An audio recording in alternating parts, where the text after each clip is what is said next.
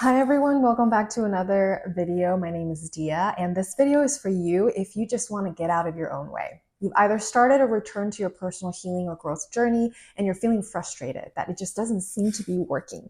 Maybe you find yourself reverting back to the same old patterns that took you on the search for enlightenment in the first place. You bought all the books, watched all the videos, listened to the podcast, and yet you're still feeling frustrated and stuck at the lack of progress. So first, I want to dispel any resistance some of us might have to these kind of buzzwords like spiritual or personal growth, healing journey, etc. It's really simple. What it means is just that when we discover patterns that exist in our own lives and realize that maybe, just maybe, the answer was here all along, and that the change can and perhaps has to start with us, and that we feel empowered to make those changes so that we no longer have to participate and meet the same undesirable results or feeling over and over again. And this particular journey is something that we all discover. And because if you've arrived here, you understand that more often than not, the thing that's getting in the way of closing that distance between who and where we are right now and who and where we want to be is ourselves. I've structured this video into 3 parts. So first, we have to understand why sometimes we find ourselves back at square one. And second, we will discuss a very critical element that we have to comprehend before we can make leaps and bounds and move into healing or growth that is actually lasting. And lastly, I will offer a simple practice for the next time you find yourself feeling frustrated or feeling flooded by an experience, whether that's an internal experience or your thoughts, or it's an actual experience you're having externally with somebody else. So why do we get stuck in repeat patterns even though we're already aware of them? I always like to say that knowledge is understanding, but true wisdom is when we're able to embody that understanding, that cognitive understanding. So imagine talking to somebody, right, who's very well versed in the self-help or spiritual literature, and yet somehow they embody the most chaotic energy, versus somebody else whose action and presence just exude that calmness and openness, and they don't claim anything about them or their identity being related to being spiritual. So that latter part, someone that just exudes that energy, that takes time, and it takes peeling back multiple layers of shedding and discovery and remodeling. For me, there's 2 types of aha moments. One of them is when you cognitively grasp an idea, and all of a sudden the lights are all turned on. It's a light bulb moment, and you finally understand the thing or the circumstance that you wish to change, why it's there, and the history and the past that brought you here.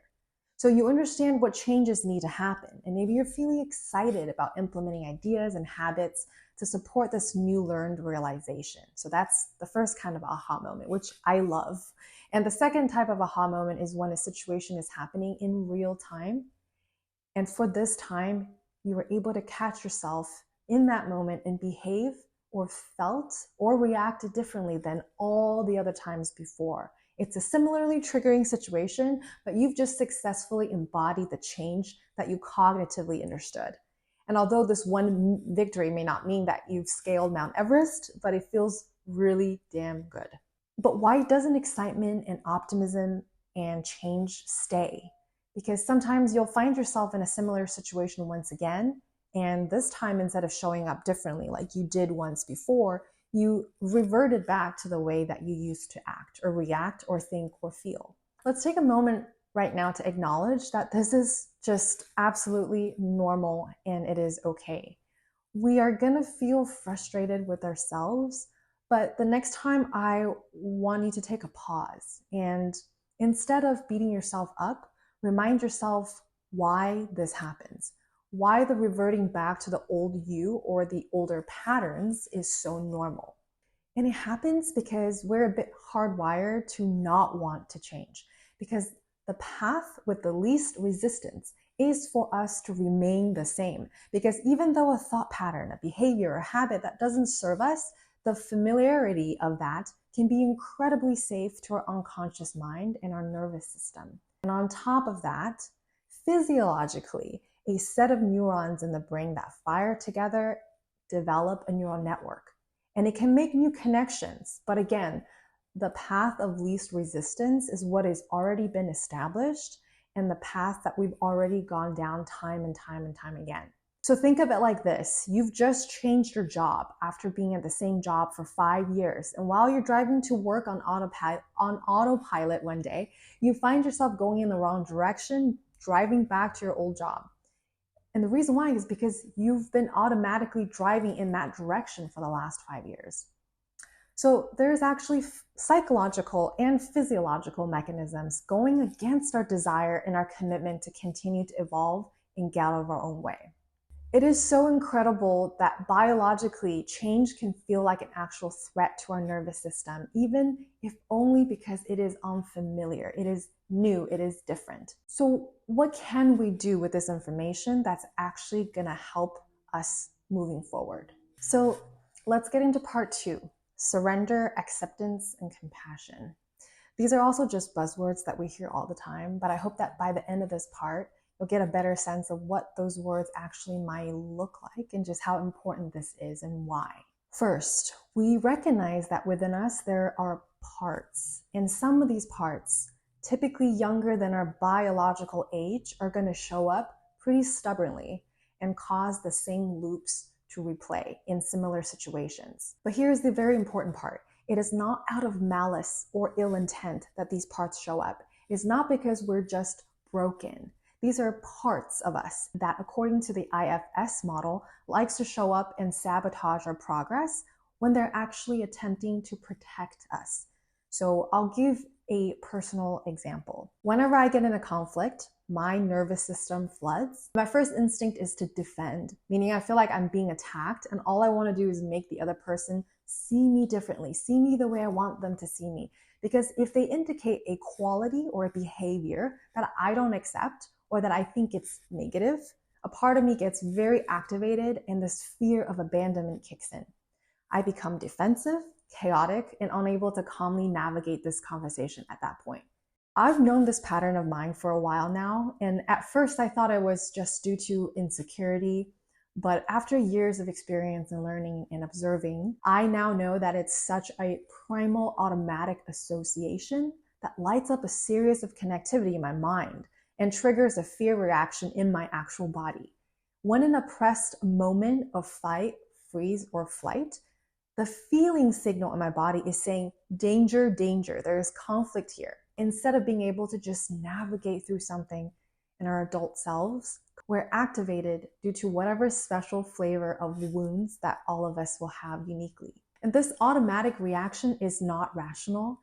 And even though I have cognitively grasped and recognize this pattern, the instinct is so strong and the emotional reaction comes on so incredibly fast that it's hard for me to find a moment to just pause and choose to behave differently or to react better. So let me read an excerpt from a book by Susan McConnell.